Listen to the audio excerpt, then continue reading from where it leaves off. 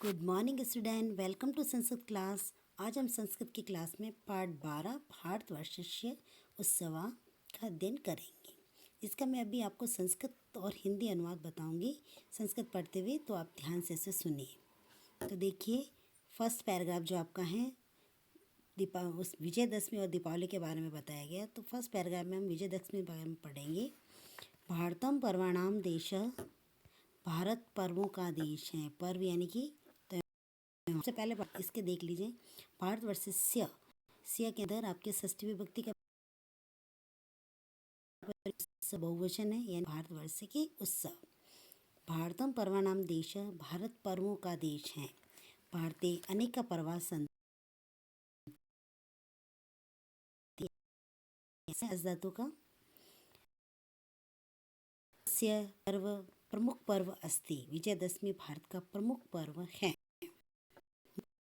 अयम उत्सव आश्विन मासे शुक्ल पक्षस्य दशमी तिथियों समधाते, यानी यह उत्सव आश्विन मास की शुक्ल पक्ष की दशमी तिथि को मनाया जाता है। अस्मिन् दिवसे श्री राम रावणस्य वध कृत्वा के अंदर क्र धातु और कत्वा प्रत्यय का प्रयोग किया गया है। यहाँ पे आपके कत्वा प्रत्यय आएगा, कत्वा कत्वा शेष रहता है। रावण का वध करके सीता की रक्षा की। अयम उत्सव असत्य ऊपरी सत्यस्य विजय प्रतीक अस्ति।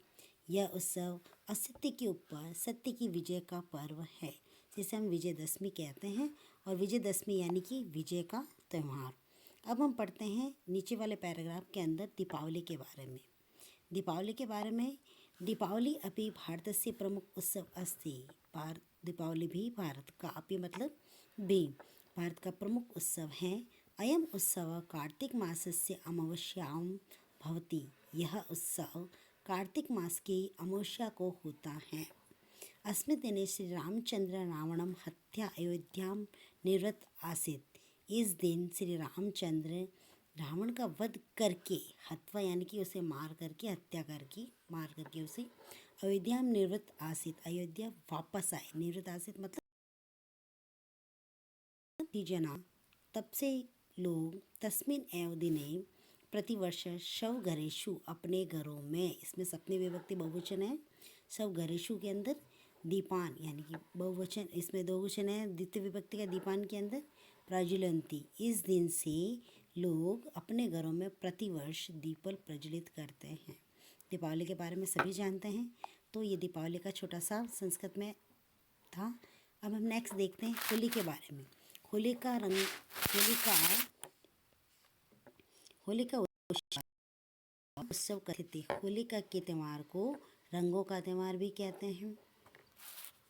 अयम उत्सव फाल्गुन मासस्य पूर्णिमा। यह उत्सव फाल्गुन मास की पूर्णिमा को समायोजित आता है, मनाया जाता है। अस्मिन् दिने जना परस्पर गुलाल चूर्णम अन्योन्य मुखानि लिपन्ति।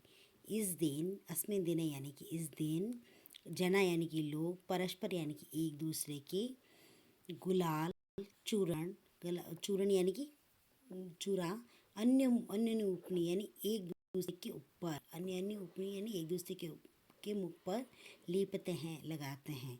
सर्वे जना परस्पर मिलन्ति, और सभी लोग आपस में मिलते हैं। इस प्रकार ये होली का वर्णन किया। किसमिस का चित्र बन रखा है, तो किसमिस की ड्राइंग बन रखी, तो हम इसमें क्रिसमस का वर्णन करेंगे। तो क्रिसमस का वर्णन इस प्रकार है। क्रिसमस उत्सवे प्राय संपूर्ण संसारे अवकाश भवन्ति। क्रिसमस के दिन प्राय सभी संसार में अवकाश रहता है। अयम पर्व प्रभु यीशु मसीह जन्मदिन से रूपेण मान्यते। यह पर्व जो है ईसा मसीह प्रभु की जन्मदिन के उपलक्ष्य में मनाया जाता है। अस्मिन् दिने सर्वे ईश्वर से प्रार्थना कुर्वन्ति। इस दिन सभी लोग ईश्वर से प्रार्थना करते हैं। जना परस्पर उपहाराणि यच्छति, और लोग आपस में उपहार देते हैं, गिफ्ट्स देते हैं। अब हम नीचे लास्ट पैराग्राफ के अंदर पढ़ेंगे जो भारत के और अन्य मुख्य त्यौहार हैं उनके बारे में। तो लिख रखा है, ओणम दक्षिण भारत से उत्सव अस्ति। ओणम का त्यौहार जो है दक्षिण भारत का उत्सव है। दक्षिण भारत अयम उत्सव श्रावण उत्सव श्रावण मास में होता है। अस्मिन् दिने स्त्रियः रंगोलिया सज्जा कुर्वन्ति। इस दिन औरतें जो हैं, स्त्रियां यानी कि औरतें अपने घरों के बाहर, घरों के अंदर सभी जगह क्या बनाती है? रंगोलियाँ बनाती हैं। रंगोलियों से घर को सजाती हैं। नीचे एक और भारत के प्रमुख त्यौहार के बारे में दिया है। छठ पूजा बिहार प्रदेश से प्रमुख उत्सव बनती। ये बिहार प्रदेश का प्रमुख उत्सव है। अस्मिन् दिने सूर्य देवस्य पूजा भवति। इस दिन सूर्य देवता की पूजा होती है। इस प्रकार यहाँ पे भारत के मुख्य त्योहारों के बारे में कुछ मुख्य त्योहारों के बारे में वर्णन किया गया है, क्योंकि हमारे देश त्योहारों का ही देश है। हर दिन एक नया त्यौहार होता है। तो इसके अंदर ये इसका अनुवाद था, लेकिन इसके साथ में मैं आपको कुछ और महत्व जो है बिंदु बता रही हूँ, जो कि आप ध्यान से सुनेंगे। और इसके अंदर देखिए, फर्स्ट लाइन के अंदर आपके दे रखा है पर्वाणाम।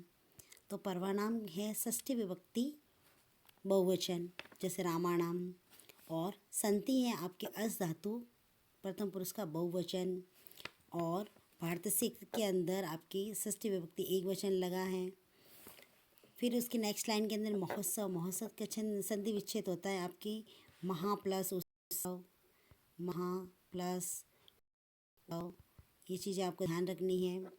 नेक्स्ट लाइन के अंदर और देखिए, ब्राह्मण से यहाँ षष्ठी विभक्ति होगी, पता चल गया आपको।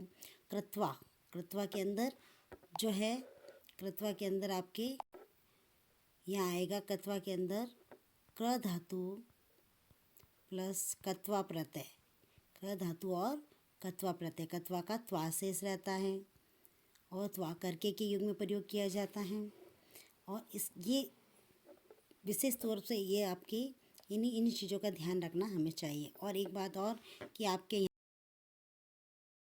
यहाँ अमावस्या के बारे में और फाल्गुन मास, आश्विन मास, ये सब बताएगा, जो कि ये सभी जो है हिंदी महीने हैं। और हिंदी महीनों का वर्णन हमारे यहाँ पे भारत में हिंदी महीने चलते हैं, जो कि जिसकी शुरुआत चैत्र मास से की जाती है। अच्छा, धन्यवाद।